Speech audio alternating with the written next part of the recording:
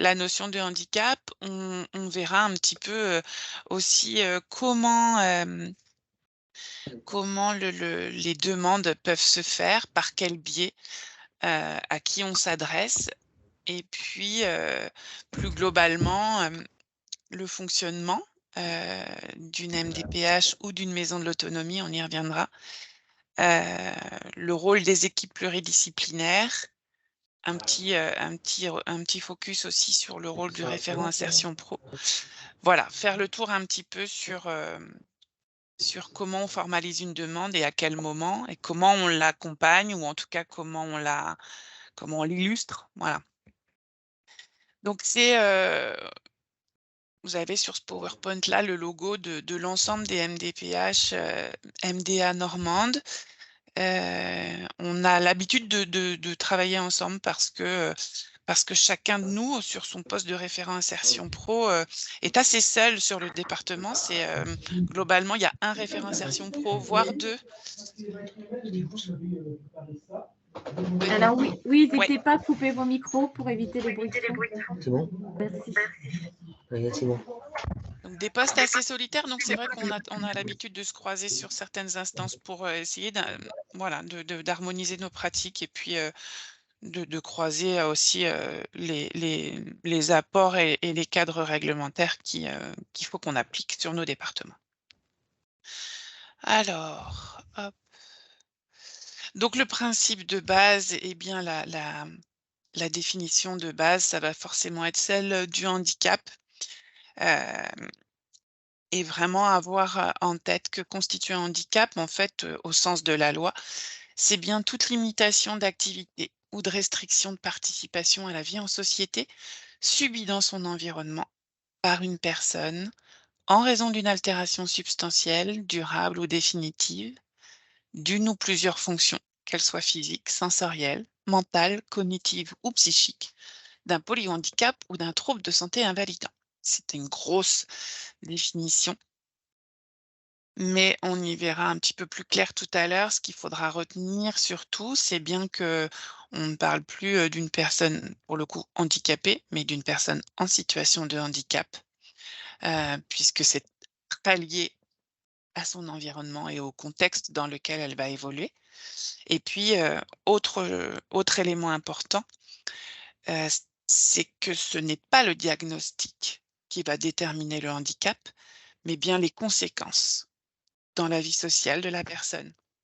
Donc ça vient vraiment en réponse, par exemple, alors je vais souvent illustrer comme ça, mais les gens qui vont quand on va reprendre contact avec eux ou quand on va leur demander, un petit complément d'info, vont nous dire, «C'est marqué dans le certificat médical». Bah, ouais, super, il y a sûrement plein de choses dans le certificat médical, mais dans toutes les MDPH, MDA, il n'y a bien que le corps médical qui accède au certificat, les médecins et les infirmiers. Et les acteurs du champ social n'ont pas accès à ces éléments-là et vont devoir travailler sur la base des autres éléments, qui figurent au dossier. Donc là encore, ce n'est pas la maladie qui va déterminer le handicap, mais bien c'est les conséquences d'une altération de fonction dans un environnement. Voilà, ça c'est important. Ça vient vraiment, redéfinir, cette situation de handicap et ne pas forcément, hem donner, je dirais, la majeure partie, de l'évaluation aux données médicales, exclusivement, mais bien sur l'ensemble de la situation. Donc plus simplement, le handicap, c'est l'interaction entre une altération de fonction et un environnement d'une personne et puis le retentissement. Quand on rentre dans ce champ du handicap, alors j'ai oublié là de préciser aussi la notion de handicap, elle intervient quand, les répercussions vont durer plus d'1 an. À moins d'1 an, on n'entre pas dans le champ du handicap.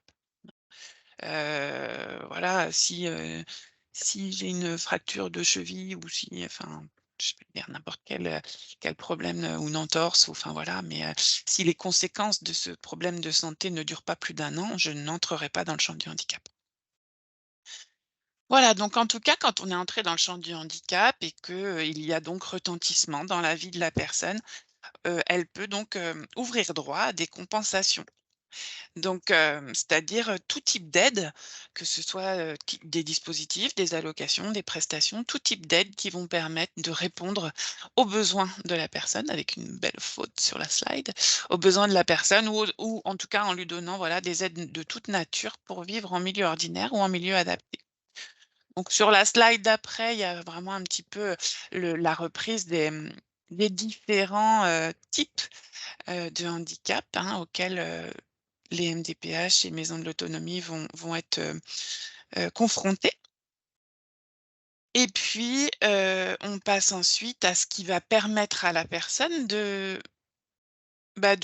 faire valoir ou faire entendre, en tout cas, cette situation particulière, et les besoins qu'elle en ressent, les besoins qui en découlent et comment le formaliser. C'est important de dire qu'en fait, qu'on habite, dans la Manche, dans l'Eure, dans le Calvados ou dans la Creuse, les Bouches-du-Rhône ou la Guadeloupe, on va utiliser le même formulaire de demande. Toutes les MDPH, sont, liées par, le même formulaire et on verra aussi tout à l'heure par le même système informatique, le même système d'information. Donc la clé ici, ça va être le formulaire avec le certificat médical et puis, le les les partenaires ont tendance à appeler le pavé qui va avec, hein. C'est vrai qu'il y a plein de pages. Il y a plein de pages parce qu'en fait, ce formulaire-là, il est destiné à un enfant, de 3 mois, de 6 ans, de 14, de un adulte de 28 ou de 54 ans, en fait. Donc dans ce document-là, chaque personne de tout âge va pouvoir formaliser une demande en fonction de ses besoins. Donc il y a forcément des pages qui ne correspondraient qui ne correspondront pas à tout le monde, en fait. Il faut vraiment pouvoir pointer, celles qui concernent, sa propre situation. Donc le médecin, ben, va remplir sa partie, et puis, la personne est invitée à illustrer un maximum le formulaire, que vous connaissez probablement. Je dirais que ce formulaire-là, moi, quand je reçois, les personnes en rendez-vous, je leur dis que c'est leur voix, en fait. Je vais parler pour la Manche, mais par exemple, dans la Manche, on traite 36 000 demandes par an. Concrètement, on n'aura pas le temps de recevoir tous les gens. Parfois même, on ne pourra pas non plus les appeler et du coup, la seule façon, entre guillemets, d'exprimer, sa situation du quotidien, hem mais je vais même dire, hein, ses failles, ses faiblesses, ses atouts, qu'est-ce qu'on attend de nous, de nos services, c'est quoi le projet, c'est quoi les démarches, de quoi il y a besoin. Bah, voilà, le formulaire, c'est là que peuvent se porter tous ces éléments-là et c'est surtout là que la personne doit s'autoriser à s'exprimer, en fait. Voilà. Ce formulaire-là, il a des pièces obligatoires. J'illustre, des fois on arrive quelques mois après la demande et puis les gens heu, nous disent: «Bah, super, donc vous me dites d'un côté que mon dossier est complet et puis là vous venez me demander d'autres infos».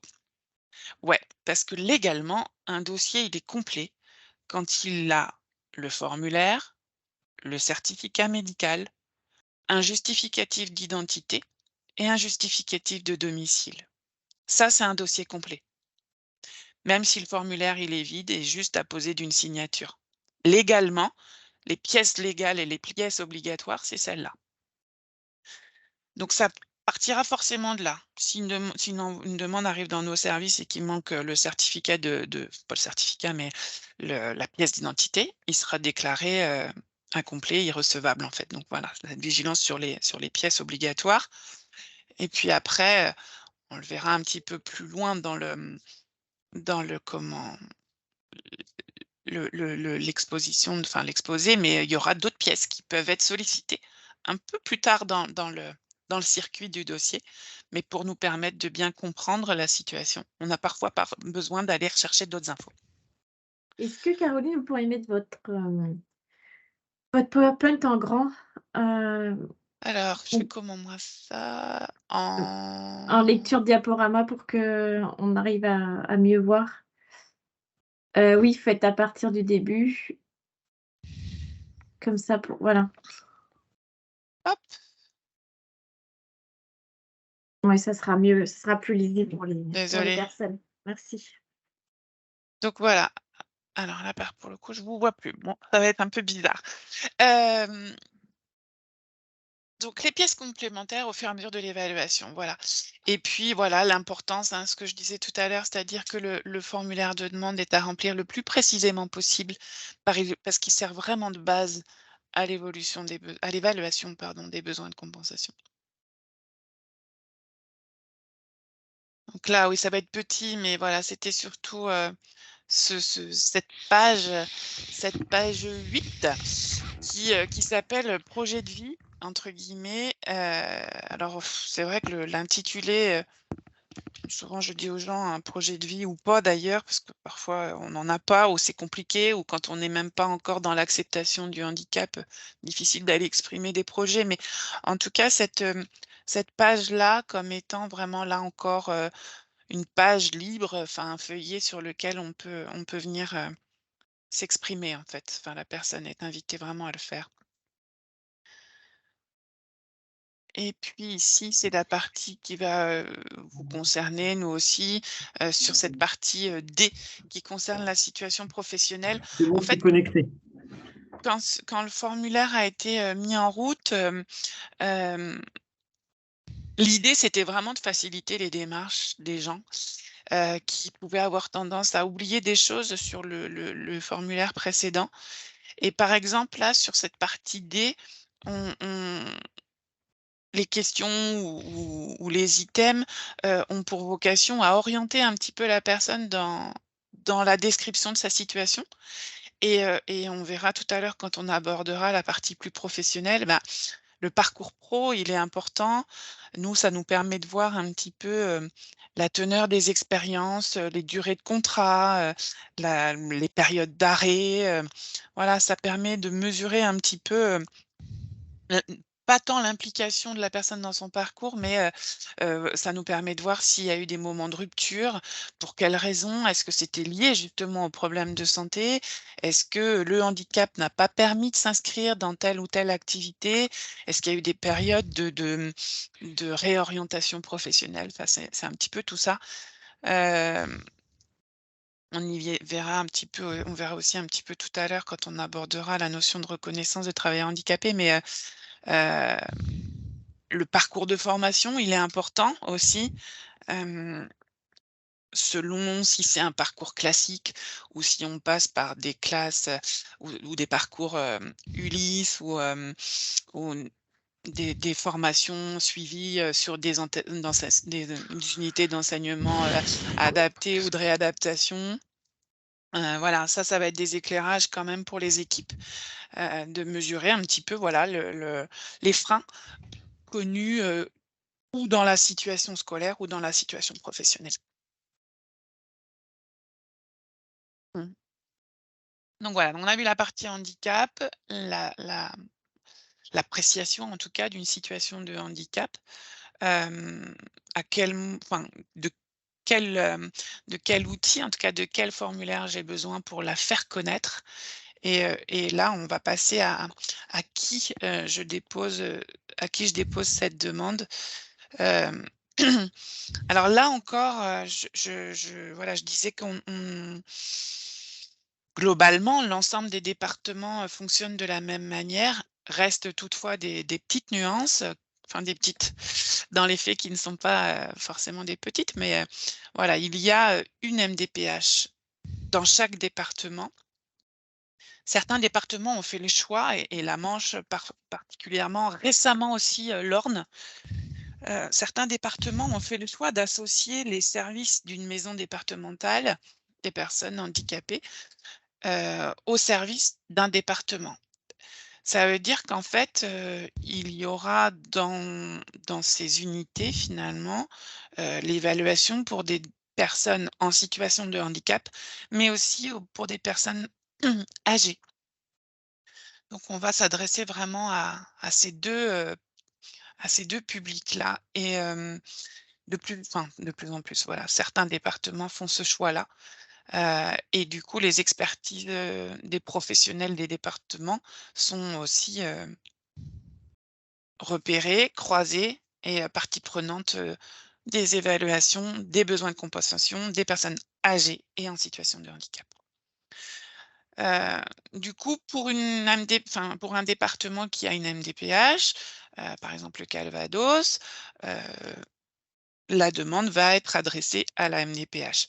Chez nous, par exemple, dans la Manche, la demande va être adressée au département et les personnes, dans un souci de proximité, peuvent s'adresser au centre médico-social le plus proche de leur domicile pour être, soit accompagnées dans leur demande, soit, soutenues dans leurs questions autour du dossier ou moi, par exemple, pour faciliter aussi les démarches des personnes, le département de la Manche étant un département assez long, avec un réseau, long aussi, voilà, je me déplace et je vais, tenir des permanences au centre médico-social de Cherbourg, par exemple.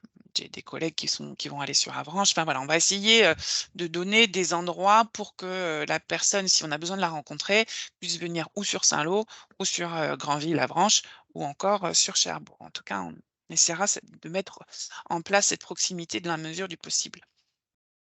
Pour le reste, la situation, est la même pour tout le monde, c'est-à-dire que quoi qu'il en soit, c'est bien les services de la MDPH qui vont étudier la demande.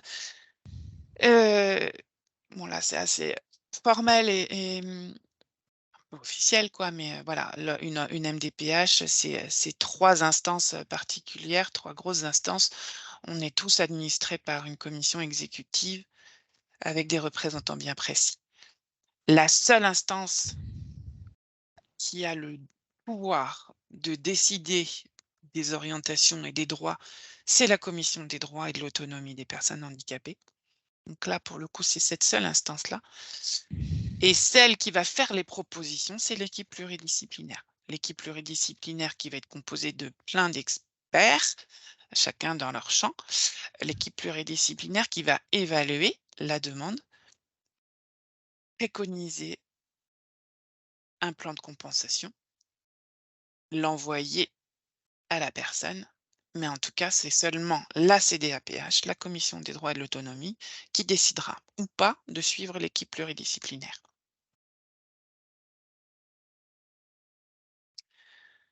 Là encore, le circuit d'une demande va globalement être le même pour tous les départements. On va donc, comme on disait tout à l'heure, une fois qu'on a rempli notre formulaire, le déposer, donc soit auprès de la MDPH, soit auprès des services d'un département.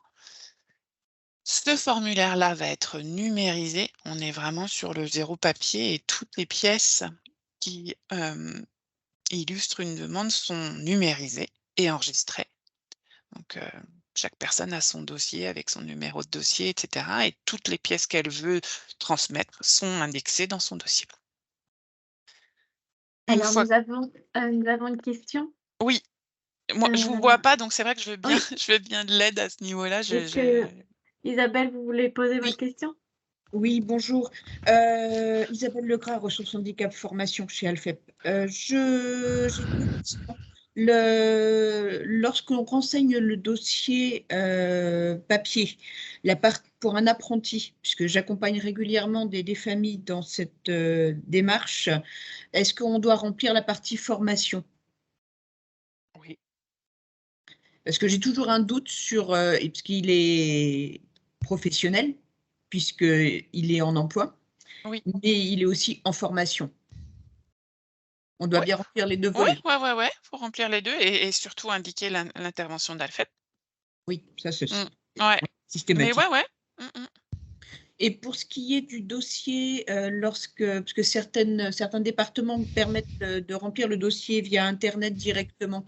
Oui. Le certificat médical est envoyé version papier comme d'habitude? Pour ceux qui remplissent sur internet? Oui, Alors, alors nous, on a commencé en tout début d'année, donc je vais moins maîtriser la partie. C'est vrai que pour certains départements, ils y sont depuis 2020, je crois. Le certif, il est oui, il est numérisé, par une équipe dédiée aux éléments médicaux, donc oui. OK. Ouais. J'essaye un truc parce que si je fais ça, ça fait quoi? Ça fait rien. Mmh, mmh, mmh.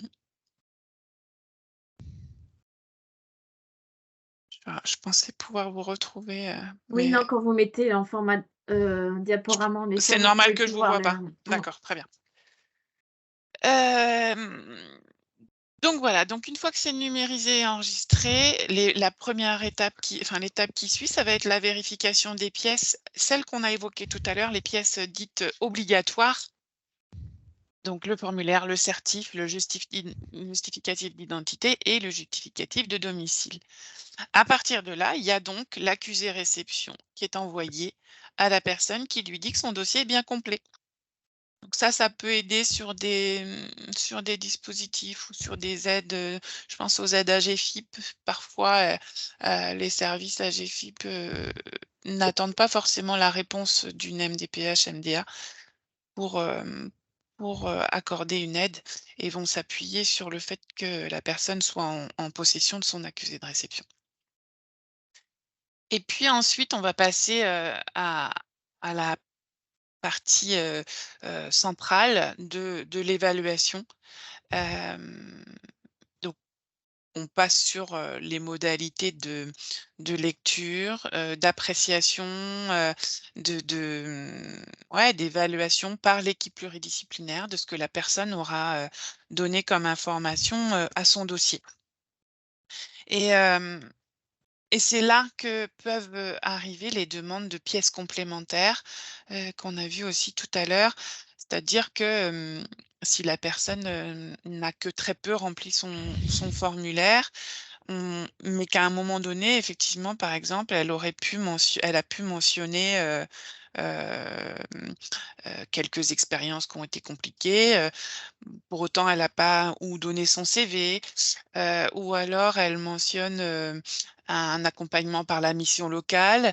On va pouvoir solliciter un bilan, du référent mission locale, par exemple. Q Voilà, il y a plein de ou si, voilà, si, dans la boucle, il y a aussi un SAVS ou un SAMSA, on va s'interroger aussi sur, l'accompagnement du service en se disant, voilà, ils vont pouvoir nous apporter aussi un éclairage sur la situation telle qu'elle est à un moment T, et voilà, comment a pu évoluer la personne, depuis le début de son accompagnement. Qu'est-ce qui reste à travailler? Est-ce que au niveau des autonomies, les choses ont bougé et cetera? Donc voilà, ça peut aussi être une période, qui peut majorer aussi, les délais d'évaluation. Ça, c'est une évidence, puisque on peut demander des pièces qui tardent à revenir. C'est aussi, à ce moment-là que s'il y a besoin d'une convocation médicale, la personne va être reçue ou s'il y a besoin d'un rendez-vous avec un travailleur social ou avec un conseiller en insertion pro ou avec un référent insertion professionnelle. C'est aussi là que ça va se jouer. Voilà, demande de rendez-vous ou demande de pièces, demande de consultation. En tout cas, tous les éléments qui vont permettre d'affiner, l'évaluation de l'équipe pluridisciplinaire, les éléments manquants pour aller, déterminer justement, au-delà de la notion de handicap, quand on a des demandes d'allocation, par exemple, on va devoir se pencher sur, les autonomies pour déterminer un taux d'incapacité et on a vraiment besoin de cette lecture, du quotidien de la personne. Heu, Qu'est-ce qu'elle rencontre comme gêne, comme frein, mais c'est quoi aussi ses ressources, ses compétences et ses atouts? Donc on a vraiment, on va y revenir tout à l'heure, on a vraiment besoin de tout ça pour, pouvoir proposer ce qui va être le plus, adapté. Une fois qu'on aura tout ça et que l'équipe, va avoir fait, sa proposition, la personne peut recevoir ce qu'on appelle la proposition de plan de compensation, le PPC. Et puis, ben, si la personne n'est pas d'accord, elle le renvoie, ce plan-là, et là, le dossier est réévalué avant présentation en CDAPH. Voilà. Là, c'est la commission qui valide, qui suit ou pas les propositions de l'équipe pluridisciplinaire. Ensuite, les droits sont notifiés à la personne et on lui envoie la décision. Voilà. Donc là, le rôle de l'équipe pluri, c'est l'équipe qui intervient donc sur cette phase d'évaluation. Une équipe, considérée comme une instance, où vont se croiser, les regards, les expertises, les préconisations des professionnels, en fait, tous les professionnels autour de la table avec le seul objectif de proposer les solutions les plus adaptées à la personne. Donc on va être sur de l'accès au droit, on va être sur, du lien vers des partenaires, qui vont pouvoir accompagner, ou l'insertion, hein, sociale, scolaire, professionnelle, ou le maintien. Et puis aussi, c'est aussi là qu'on peut préconiser des dispositifs, et d'autres prestations, heu, des MDPH, mais aussi parfois, d'autres droits communs en fait, hein, ça sur des demandes, une demande d'allocation, p adulte handicapé par exemple, chez quelqu'un qui, potentiellement peut ouvrir, d'autres droits, du droit commun parce que son parcours fait qu'éventuellement il pourrait prétendre à une pension d'invalidité par exemple. Enfin voilà, c'est aussi là, en équipe pluri qu'on sollicite, des partenaires en disant: «Bah, ça serait peut-être, intéressant de voir monsieur ou madame» et lui faire valoir son droit commun. Donc l'évaluation, là encore, et ce qu'on disait depuis le début, va s'appuyer sur la définition du handicap et va aborder les activités, la participation de la personne, dans sa vie sociale et puis, bah, tous les facteurs personnels, environnementaux qui agissent soit comme facilitateurs, soit comme obstacles à la réalisation de ces activités. Donc on est vraiment là-dessus. C'est pas: «Je suis malade», c'est: «J'ai une altération de fonction qui entraîne des répercussions, lesquelles? En quoi je suis gênée? En quoi je rencontre des freins? En qu'est-ce que j'ai comme stratégie? Heu, sur quoi je peux m'appuyer? Sur qui je peux m'appuyer? Si ça ou ça, c'est pas là, je ne peux pas faire ceci ou cela». Enfin voilà, c'est vraiment tout un descriptif, de ce que peut représenter, ben, la perte d'autonomie. C'est vraiment ça, en fait. Sur les MDPH, MDA, on est, le cadre réglementaire de base, c'est le code de l'action sociale et des familles. C'est, l'évaluation des autonomies. C'est pas, l'inaptitude, c'est pas l'invalidité. Il tout ça, c'est, le code de la sécu et c'est les services, CARSAT, MSA. Sur les MDPH, MDA, on va être sur la photographie de la personne, sur ses autonomies, sur ses capacités et sur ses incapacités. Donc les équipes pluri, elles sont, nombreuses dans toutes les MDPH et elles vont avoir, leurs particularités aussi. Il y a des équipes, qui vont être dédiées, au parcours de scolarisation. Donc là, on va rentrer par exemple dans le vif du sujet là, toutes les MDPH là vont commencer, enfin c'est déjà parti, mais tout ce qui relève des aides à la scolarisation, les AVS et tout ce qui est, plan de scolarisation, voilà, là de maintenant jusqu'à la rentrée, ça va être, l'effervescence quand même un peu dans toutes les MDPH. Donc tout ce qui est lié à la scolarisation. Il y a aussi des équipes qui sont vraiment destinées, à l'évaluation de la prestation de compensation du handicap, dans tout ce qui est, aide humaine, aide technique, aide au logement en fonction de la situation de handicap de la personne. D'autres équipes qui vont être dédiées à l'insertion pro, des adultes et des 16-25 ans, des services qui vont étudier, le milieu protégé, des SAVS, des SAMSA, enfin voilà. Des équipes qui vont être, plus ou moins étoffées aussi. Des équipes, en tout cas, par exemple, chez nous, sur la Manche, on va les appeler les équipes de premier niveau. C'est-à-dire que il y aura, un pardon, un professionnel médical, un médecin, infirmière, et un travailleur social, qui vont déjà pouvoir, représenter à eux 2 une équipe plurie et se pencher sur la situation de la personne. Et puis s'il y a besoin, en fonction ou des besoins ou des attentes ou des préconisations, s'il y a besoin d'aller sur une équipe plus étoffée avec, des experts, je veux dire, soit en ergothérapie, soit en psycho, soit en insertion pro, alors ça pourrait passer en deuxième niveau pour, ou en savoir plus ou en proposer plus, voilà. Mais, plein d'équipes avec des expertises, différentes et des équipes qui vont s'appuyer parfois sur d'autres partenaires extérieurs. Par exemple, alors je vais parler de la Manche, mais parce nous on n'a pas d'ergo, heu, on va s'appuyer sur, l'expertise des ergos, des centres de rééducation fonctionnelle, heu, comme le Normandie, voilà, donc on a des partenaires extérieurs qui viennent aussi sur les équipes pluridisciplinaires. Et puis quand ce ne sont pas des partenaires qui viennent en équipe pluri, ça reste malgré tout des partenaires qui, répondent présents aux sollicitations, quand on a besoin d'éclairage. Donc, des établissements sociaux et médico-sociaux, hein. Vous avez tout sur la slide à peu près. On a essayé de n'oublier personne, mais voilà, des organismes publics privés, CARSAT, Santé BTP, les hôpitaux, la MSA, le Centre Ressources Autisme, tous les partenaires de l'emploi, et de la formation, les diverses associations et puis l'éducation nationale pour, tout ce qui relève des parcours, de scolarisation.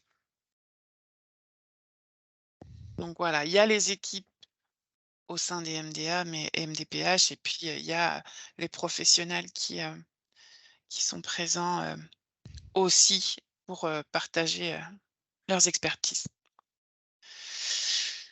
Et puis, ben, dans ces équipes, surtout celles, dédiées aux orientations professionnelles, beh, il y a les référents insertion pro en qualité de coordonnateur. Ce poste de référent insertion pro, il a été, prévu, par la loi de 2005 et il est en charge du pilotage, de tout ce qui relève du champ de l'emploi, de l'insertion pro, de la formation et donc dans un rôle de, voilà, de coordonnateur, mais aussi, dans un rôle de, mmh de chef d'or pas c'est pas chef d'orchestre, mais en tout cas, de maillon entre, voilà, entre les services, du département ou d'une MDPH et puis, des partenaires extérieurs en lien avec l'emploi, l'État, le service public de l'emploi et puis, bah, tous les partenaires de l'insertion. Ça peut être vous, ça peut être un chantier d'insertion, ça peut être, tout partenaire, voilà, en lien avec, le parcours de la personne qui va pouvoir soit étayer la demande, soit l'illustrer.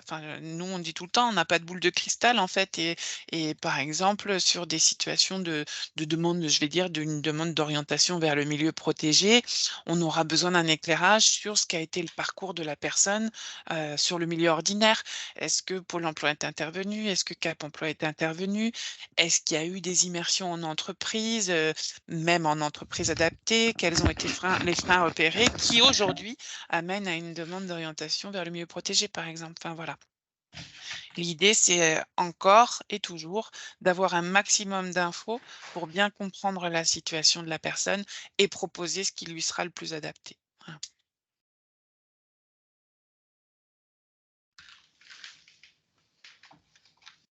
Donc là, on avait fait un petit focus sur les différentes aides, mobilisables. Là, ça va être une slide plutôt, à viser, pour les, enfants et les plus jeunes avec les aides possibles, en termes de cartes, de prestations de compensation du handicap, d'allocations d'éducation de l'enfant en situation de handicap, les différents compléments aussi. Voilà, on est chez les plus petits. Et puis chez les plus grands, on va être sur, tout ce qui relève soit de l'allocation adulte handicapé, soit d'établissements, type, SAVS, SAMSA, foyer, que ce soit foyer de vie ou foyer d'accueil médicalisé, foyer d'hébergement. On est sur, inévitablement, la reconnaissance et l'orientation pro, les prestations de compensation du handicap avec soit de l'aide humaine, soit de l'aide technique, l'aménagement du logement ou du véhicule, des aides spécifiques, enfin voilà. Et puis, là encore, l'écart. Réglementairement, quand une personne fait une demande d'allocation adulte handicapé, on est tenu de travailler sur une reconnaissance et une orientation pro. En fait, les 3 vont ensemble. C'est vraiment dans ce sens-là, par contre. AAH égale RTH égale orientation professionnelle. Ce qui n'est Par contre, si une personne fait une demande de reconnaissance, on traitera la reconnaissance et l'orientation pro. Alors, sauf maintenant avec le nouveau formulaire, si on sent qu'il y a d'autres droits, y compris des droits, financiers ou si on se dit: «Là, la personne, elle serait éligible à la PCH», on creuse plus loin et on peut proposer d'autres droits par le biais du plan de compensation. Donc ça, c'est tout, toute la partie plutôt adulte et dans cette partie adulte, donc inévitablement la reconnaissance. On a parlé de la notion de handicap de façon globale, donc cette porte d'entrée du champ du handicap. Ensuite, sur la RTH, on va être, et là pour le coup, on va être sur le code du travail, puisque, sera considéré comme un travailleur handicapé toute personne dont les possibilités d'obtenir ou de conserver un emploi sont effectivement réduites des suites de l'altération d'une ou plusieurs fonctions physiques, sensorielles, mentales ou psychiques. Donc je peux, être en situation de handicap. Ensuite, l'équipe va considérer les possibilités d'accès ou de maintien en emploi. C'est bien pour ça que, hem, on va souvent, pour les gens qui sont en emploi, s'appuyer sur le médecin du travail. Concrètement, le médecin du travail, c'est vraiment celui qui va être le plus à même à vérifier l'adéquation entre une situation de handicap et un poste occupé. On donne souvent l'exemple heu, d'une personne qui pourrait être en situation de handicap à un moment donné parce qu'elle est, il est la le monsieur par exemple est boulanger, allergique à la farine. Donc là, on est, sur l'altération de fonction qui a des répercussions dans un environnement particulier. C'est vraiment ce qu'on disait tout à l'heure sur la notion de handicap. Répercussions dans un environnement précis. Mais si mon allergique à la farine, je vais dire, je sais pas moi, bah, formateur, formateur au Greta par exemple, est-ce qu'il aura besoin d'une reconnaissance de travailleur handicapé pour autant? S'il passe une journée dans une classe à, heu, à faire des cours théoriques sans être plus en contact avec, la farine, pour le coup, il risque d'avoir une fiche d'aptitude du médecin du travail sans restriction et à partir du moment où il y a pas de répercussion de cette altération de fonction, il y a pas de raison là pour le coup d'être bénéficiaire d'une reconnaissance de travailleur handicapé. On va vraiment être là-dedans sur, c'est quoi le risque dans le maintien en emploi? Et pour un demandeur d'emploi, on aura d'autres appréciations en fait qui viseront à croiser tant les données médicales que les possibilités d'emploi, que la nature du poste visé. Et quand ça suffit pas, on va aussi s'appuyer sur le parcours plus ancien de la personne. Qu'est-ce qu'elle a suivi comme scolarité? Est-ce qu'il y a eu des redoublements? Est-ce qu'il y avait eu une situation de handicap quand la personne était plus jeune? Est-ce qu'il y a eu des aménagements d'examen? Est-ce qu'il y a eu, une AVS? Est-ce qu'il y a eu un parcours scolaire, particulier? Est-ce qu'il y a eu de l'alternance? Est-ce que ça a été compliqué? Voilà, plein de questions autour de c'est quoi le parcours avant? C'est quoi les risques pour après? On est vraiment là-dedans aussi dans cette appréciation de la prévention de la désinsertion professionnelle. Voilà. Est-ce que la RTH va pouvoir sécuriser le parcours parce qu'on a remarqué qu'il y avait tel et tel et tel élément qui pouvaient provoquer des instabilités, on va dire, sur le chemin de l'emploi, quoi. Voilà. La RTH, elle va être accordée, sur des périodes, de 1 à 10 ans voire même sans limitation de durée si la situation est non susceptible d'évolution favorable. Ça fait partie des nouveaux textes aussi, que de faciliter les démarches des personnes et de se dire, bah voilà, pour certaines situations de handicap, quand on sait que de toute façon il n'y aura pas d'évolution favorable, et je mets vraiment ça entre guillemets parce qu'il y a des situations qui sont évidentes et d'autres qui ont montré que les progrès de la médecine et les progrès de la science faisaient que ce qui était incertain à un moment donné ne l'est plus après. Concrètement, il y a des années pour, les personnes qui étaient, séropositives, par exemple, on demandait au MDPH de mettre des droits, longs, enfin avec des taux importants et voilà, aujourd'hui, voilà, sciences et médecine croisée montrent qu'il y a des des choses qui relèvent du possible et heureusement. Par contre, après sur des situations, je sais pas, je donnais l'exemple de cécité ou de surdité ou des personnes qui, ont été, qui ont subi une amputation, par exemple. Enfin voilà, il y a des situations pour lesquelles on peut aller sur, des droits sans limitation de durée. Quand au contraire, il y a des droits courts, ça peut être pour plein de raisons. Ça peut être par exemple pour que la personne l'équipe a proposé un droit court pour, l'aligner sur des droits existants, par exemple, et que la personne soit pas obligée de faire un dossier, bah, tiens, là, elle a une échéance en 2024. Ouais, mais sa RTH ou son autre droit, il court jusqu'en 2026. Bon, bah, l'idée, c'est d'aligner les droits pour qu'il y ait pas 50 dossiers à refaire. Et puis, il peut y avoir des droits courts aussi sur des demandes de reconnaissance, par exemple, des premières demandes de RTH. On a ça par exemple, sur les situations d'épuisement au travail. On va avoir une première demande, par exemple, qui va être étayée par un médecin généraliste ou un médecin psychiatre, voire accompagné du médecin du travail, qui va indiquer que, il y a bien altération de fonction psychique, donc on y est sur l'altération de fonction, qui a des répercussions dans un environnement bien précis, en l'occurrence, une entreprise bien précise. Et qui ne permettent pas à la personne d'être en situation, sécure ou de maintien, sécure.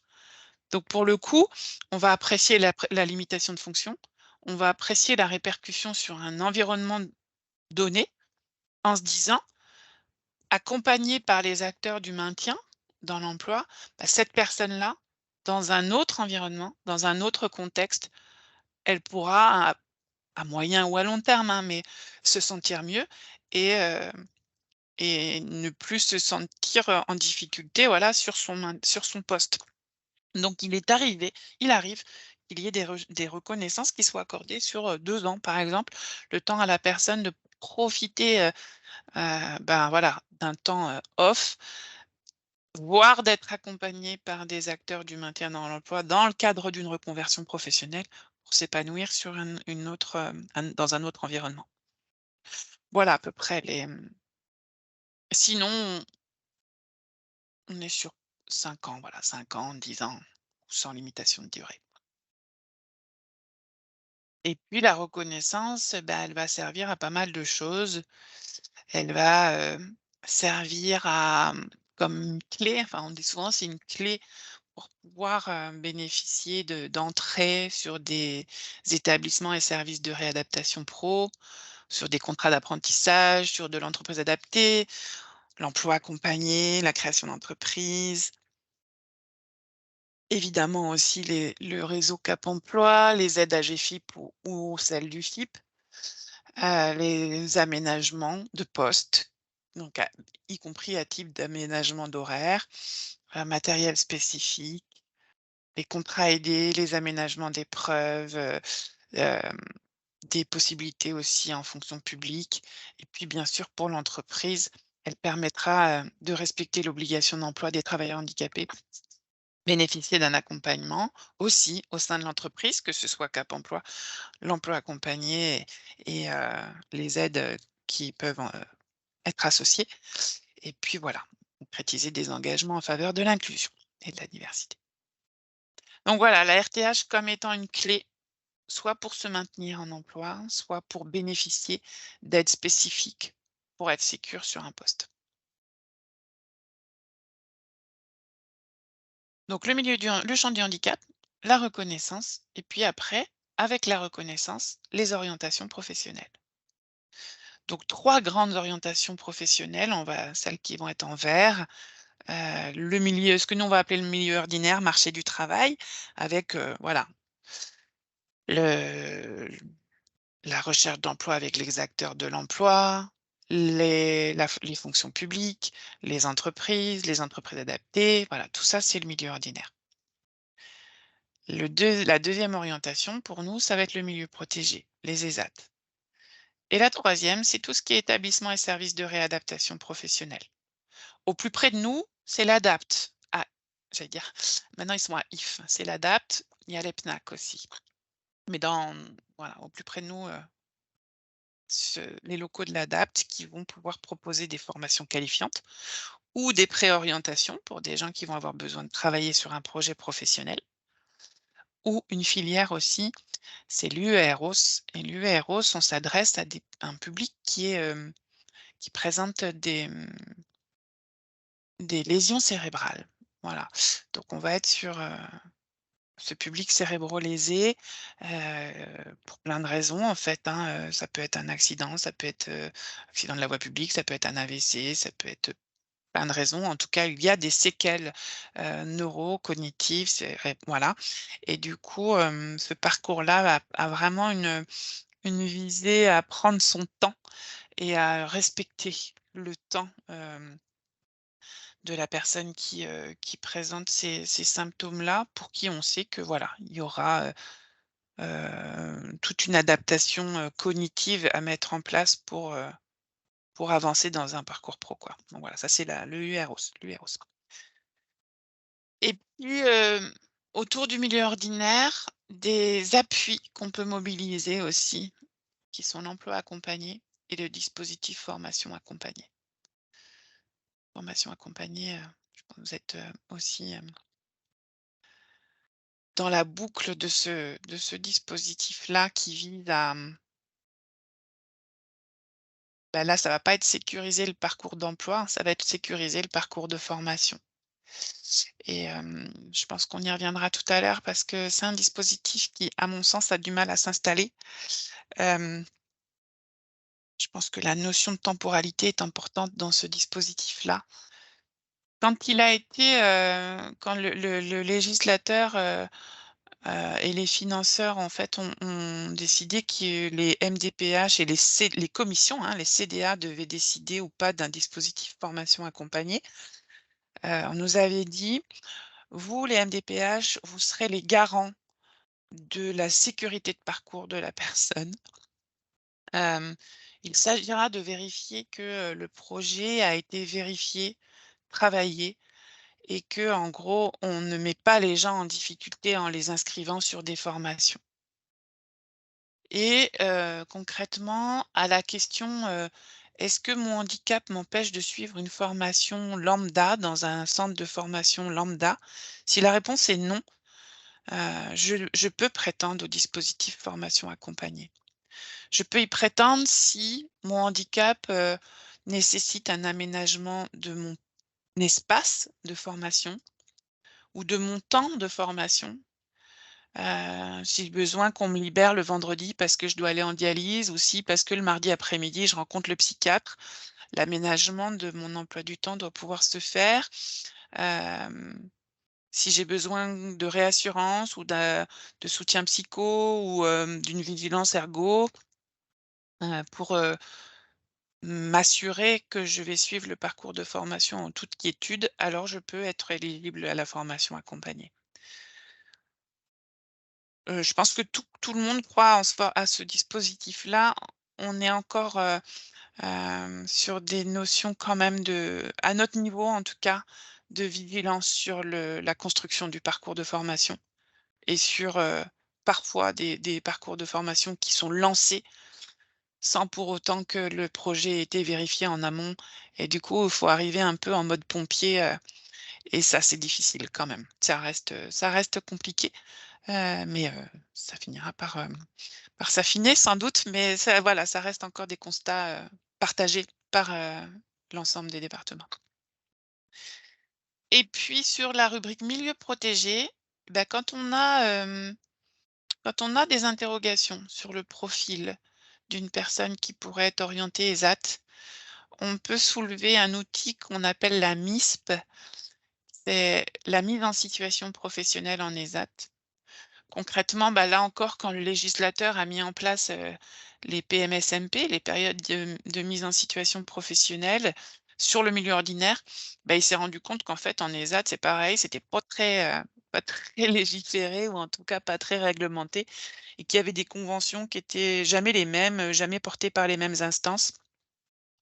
Donc le but premier était de couvrir les accidents de travail et les maladies professionnelles et puis, ben, là encore,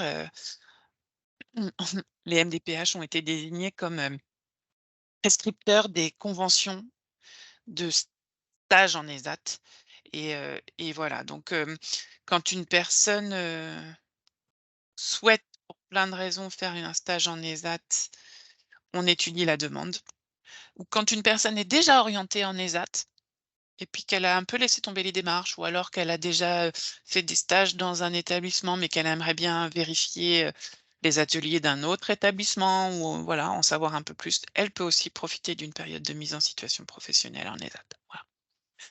Donc la MISP, c'est concrètement un stage en ESAT couvert au risque des accidents de travail et maladies professionnelles, mais il faut correspondre à un public bien défini pour y prétendre. Voilà pour l'orientation pro.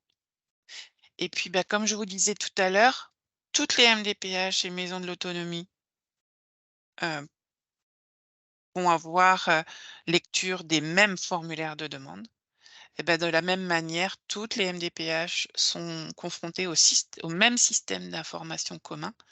C'est-à-dire qu'en fait, ce système-là, alors il a démarré, dans les faits en 2015. Pour autant, donc c'est la Caisse nationale des solidarités actives qui est en charge de la conception et de la mise en œuvre, mais ça a dû se dérouler, et toutes les MDPH ont été concernées, par palier, en fait, parce que c'est un truc énorme, hein, et donc chaque MDPH est concerné. Il y a eu des groupes, ça s'est déroulé dans le temps, on va dire, mais en tout cas, ce programme-là, aujourd'hui, vise à harmoniser tous les systèmes d'information qui existaient, avec les mêmes fonctionnalités et puis là encore, dans ce que le gouvernement souhaite en termes de faci de d'éléments facilitant le parcours de la personne, bah, le système, il va permettre de transférer des informations à l'imprimerie nationale, par exemple pour l'impression des cartes de stationnement, la CAF pour le maintien des droits et le versement des allocations. Le pôle emploi aussi va être informé quand une personne sera bénéficiaire d'une reconnaissance travailleur handicapé avec une orientation milieu ordinaire. L'éducation nationale, enfin voilà, il y a des flux qui se font vers toutes ces administrations-là pour faciliter, les démarches des personnes. Ça implique aussi, ce qu'on évoquait tout à l'heure, le formulaire en ligne, le téléservice. Donc voilà, donc je crois que c'était 2020, mais officiellement 2019. Chez nous, par exemple, dans la Manche, ça a commencé en janvier. Donc voilà, tout se fait par palier selon les départements et en tout cas, se déploie, dans le temps auprès des 101 MDPH de France. Au final, ce qu'on constatera, c'est qu'en gros, là encore, qu'on habite la Seine-Maritime, la Creuse ou, l'Alsace, les notifications, elles vont, se présenter de la même manière. Alors c'est souvent, nous, on regrette souvent ça aussi, hein, de dire: mon Dieu, si est-ce que c'est compréhensible?» Mais pour le coup, on n'a pas la main. Puisque là encore, c'est le système, qui fait que les notifications, voilà, non seulement vont être toutes les mêmes, mais dans le sens, les harmonisations des notifications, les commentaires, les phrases, enfin voilà, sont, harmonisées et nationales et les collègues qui sont en charge de la partie purement administrative, en gros, ne peuvent pas modifier, heu, les énoncés. Il peut y avoir certains commentaires de rajouter, par exemple, si on préconise des choses à la personne, les collègues peuvent parfois rajouter un petit commentaire en mode Word quand elles font, quand elles, voilà, elles introduisent une phrase ou 2, mais pour le reste, sur le corps, on ne peut pas toucher. Alors là, j'avais mis les contacts, des autres MDPH. Il me manque le 14, je pourrais, voilà, j'ai un petit délai de retour, pour avoir la confirmation de l'adresse mail. C'est des adresses mail plutôt génériques, hem, qui du coup, permettent à tous les partenaires en fait de s'adresser à nos services. Concrètement, les référents insertion pro peuvent pas, porter toutes les demandes, c'est impossible, heu, parce qu'on ne pourrait pas vous répondre, parce qu'on n'est pas non plus des experts sur toutes les prestations et que voilà, l'idée c'est vraiment qu'on reste sur notre, «champ d'activité» entre guillemets et que les, adresses mail génériques, puissent ensuite, hem, répartir, la demande en fonction de enfin, redistribuer à l'interlocuteur en fonction de la demande, quoi. Voilà.